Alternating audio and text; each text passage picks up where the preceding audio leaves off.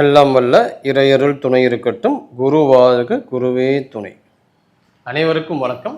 ஔஷதம் சித்த மருத்துவ மையத்தின் சார்பாக உங்களின் மருத்துவர் டாக்டர் மோ கலைவாணன். இந்த பகுதியில் ரிஷபராசிக்கு மே மாதம் 2026 உடம்பு ரீதியாக எப்படி இருக்கும், அவங்க எடுக்க வேண்டிய உணவுகள் என்ன, அவங்க செய்ய வேண்டிய விஷயங்கள் என்னங்கிறத பற்றி டீட்டெயிலாக நம்ம பார்க்கலாம். பொதுவாக ரிஷபராசிக்காரங்க எப்படி இருப்பாங்கன்னா, பொறுமைசாலி, எதையுமே ஆக்ரோஷமாக மூவ் பண்ண மாட்டாங்க. எதுவுமே நிறுத்தி நிதானமாக தான் அவங்க செய்வாங்க. வெளியிலேருந்து பார்க்குறவங்களுக்கு அவங்க ஒரு சோம்பேறியாக தெரியலாம், இல்லை எதுவுமே அவன் பண்ண மாட்டேங்கிறானேன்னு சொல்லி புலம்பலாம். ஆனால் ரிஷபராசி அவங்களுக்கு தான் தெரியும் அவங்க என்ன ஒர்க் அவுட் பண்ணிகிட்டு இருக்காங்க, எப்படி லைஃப்பை கொண்டு போகிறாங்க.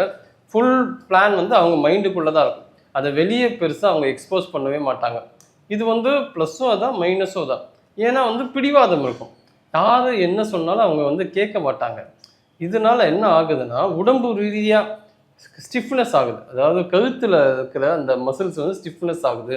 சல்விக்கல் ஸ்பாண்டிலைட்டிஸ் பிரச்சனை வரலாம். கழுத்து பிரச்சனைகளில் மிக முக்கியமாக தைராய்டு பிரச்சனை, டான்சில்ஸு, இது எல்லாமே வரத்துக்கு வாய்ப்பு உண்டு.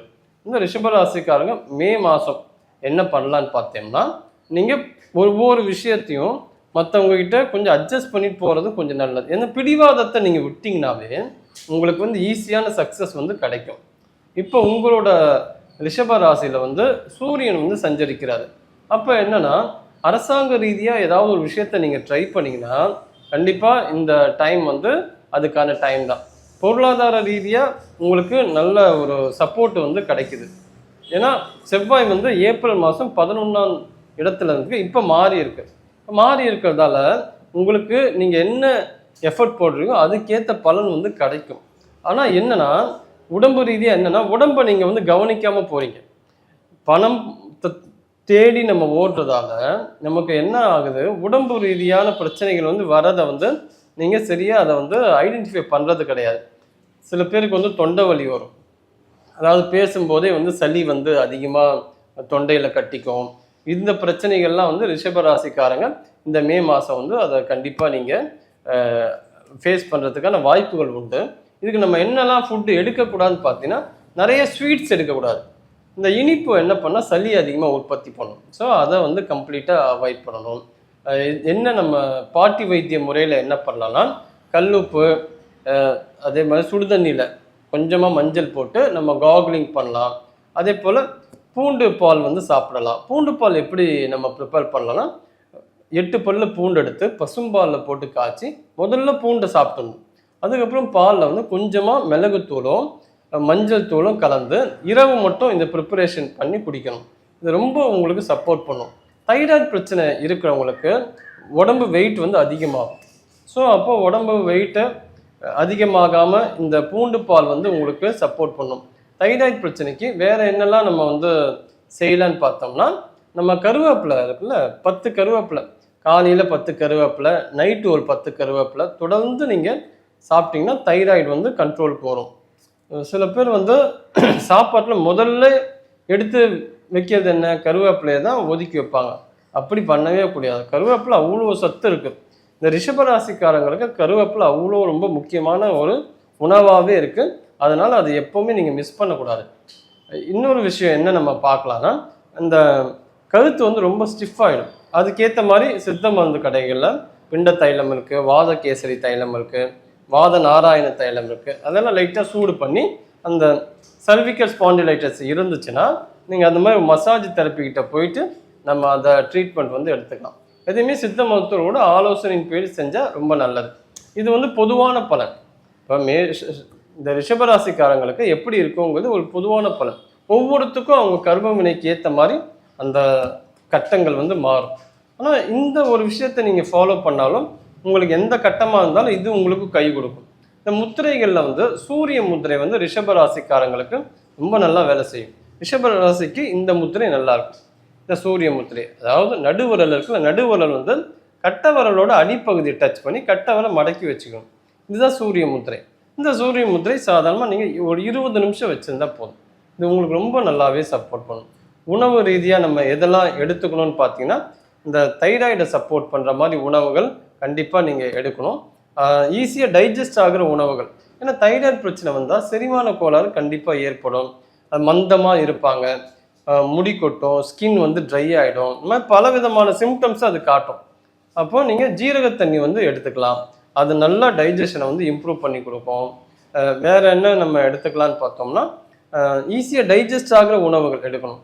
அதிகப்படியான நான் வெஜிடேரியன் முக்கியமாக முட்டை, பிராய்லர் சிக்கனு இதெல்லாம் வந்து தவிர்க்கணும். இன்னொரு விஷயம் என்ன நம்ம பார்க்கலான்னா, தண்ணி நிறைய குடிக்கணும். காலையில் இருந்து வெறும் வயிற்றில் தண்ணி குடிக்கிறது நல்ல ஒரு ஹேபிட்டு.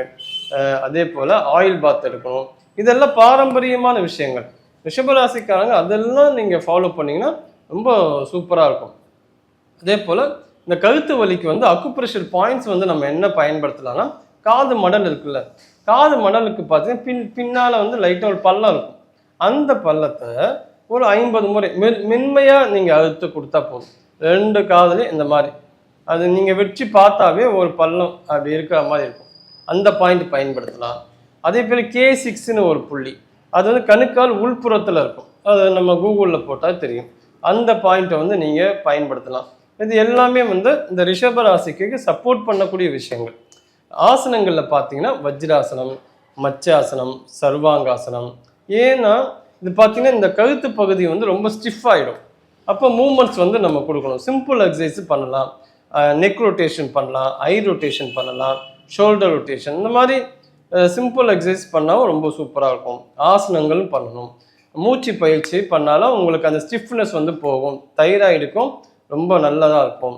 முத்திரைகளில் வந்து நம்ம சூரிய முத்திரை பண்ண மாதிரி சங்கு முத்திரையும் பெஸ்ட்டாக வேலை செய்யும். சங்கு முத்திரை இப்படி தான், அதாவது லெஃப்ட் ஹேண்டு கட்டை விரல் வந்து பிடிக்கணும். பிடிச்சிட்டு டச் பண்ணிவிட்டு இப்படி பண்ணணும். பார்த்தா சங்கு மாதிரியே இருக்கும். இந்த சங்கு முத்திரை. இந்த சங்கு முத்திரை சாதாரணமாக அப்படி வச்சுக்கிட்டா மார்போட ரொம்ப நெருக்கமாக இருக்கணும்னு அவசியம் இல்லை. ஓரளவுக்கு தள்ளி பிடிச்சா போதும். இந்த சங்கு முத்திரையை நீங்கள் ஒரு 20 நிமிஷம் நீங்கள் தொடர்ந்து பண்ணாவே இந்த தைராய்டு பிரச்சனைகள் வந்து சரியாகும். ஸோ அவ்வளோ பெனிஃபிட் இருக்குது சங்கு முத்திரைக்கு. அது மாதிரி நீங்கள் வந்து ட்ரை பண்ணலாம். ஸோ எல்லாத்தையும் நம்ம கம்பைன் பண்ணணும். நம்ம வந்து பொறுமையாக இருந்தாலும் பிடிவாதம் வந்து கண்டிப்பாக விடணும். அது ரொம்ப ரொம்ப முக்கியம். இந்த பஞ்சபூதத்தில் ஹெல்த் எலிமெண்ட், அதான் நிலம் சார்ந்த விஷயங்கள் வந்து பாதிக்கப்படும். உடம்புல வந்து நிலமாக என்ன இருக்குது? எலும்பு, தோல், நகம், முடி, இது எல்லாமே பார்த்திங்கன்னா ரிஷபராசிக்காரங்களுக்கு கொஞ்சம் இம்பேலன்ஸாக இருக்கும். அதை ஸ்ட்ரென்தன் பண்ணுறது பிருத்திவி முத்திரை பெஸ்ட்டாக இருக்கும். பிருத்திவினாவே நிலம் தான். ஸோ நிலம் யாருக்கெல்லாம் அந்த ஹெல்த் எலிமெண்ட் வந்து பாதிக்கப்பட்டிருக்கோ அவங்க வந்து ரிஷபராசிக்காரங்களை இந்த பிருத்திவி முத்திரை பண்ணலாம். ஸோ இத்தனை விஷயங்கள் இருக்குது. முத்திரைகள், ஆஸ்னாஸு, அக்குப்ரெஷர் பாயிண்ட்ஸு, உணவுகள், இது எல்லாத்தையும் நீங்கள் கம்பைன் பண்ணி நீங்கள் எடுத்துக்கிட்டோம்னா நல்லது. இது சார்ந்து தைராய்டுக்கு வரக்கூடிய பிரச்சனைகளுக்கு சித்த மருந்துகள் கண்டிப்பாக உண்டு. அவங்கவுங்க நாடி நிலைகளை பார்த்து அவங்களோட ஜோதிடம், அவங்க ஜாதக கட்டம் எப்படி இருக்குது, 6ஆம் இடம் எப்படி இருக்குது, 8ஆம் இடம், இது எல்லாம் நம்ம அனலைஸ் பண்ணி அவங்களுக்கான மருந்துகள் வந்து நம்ம கொடுக்கப்படும். இப்படி ஹோலிஸ்டிக்காக ஒரு விஷயத்தை அப்ரோச் பண்ணால் கண்டிப்பாக அந்த நோயிலேருந்து ரொம்ப சீக்கிரமாகவே வெளியே கொண்டு வர முடியும். நன்றி, வணக்கம்.